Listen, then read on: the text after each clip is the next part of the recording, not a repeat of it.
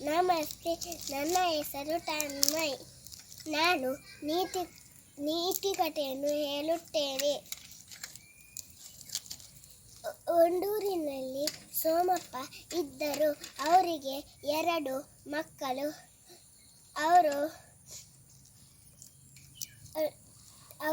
ಅವನ ಹೆಸರು ಡಚ್ಚು ಮತ್ತು ಪಚ್ಚು.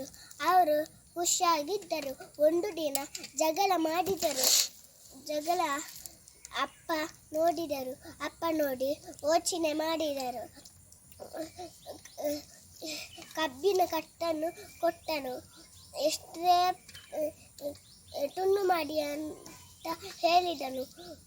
ಎಷ್ಟೇ ಪ್ರಯತ್ನ ಮಾಡೋಕ್ಕೆ ತುಂಡು ಮಾಡೋಕ್ಕೆ ಆಗಿಲ್ಲ. ಒಂದು ಕಬ್ಬನ್ನು ಕೊಟ್ಟ.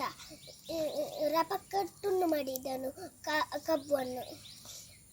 ನೀವು ಜೊತೆ ಆಗಿದ್ದರೆ ಯಾರಿಗೆ ದೂರ ಮಾಡೋಕ್ಕೆ ಆಗುವುದಿಲ್ಲ.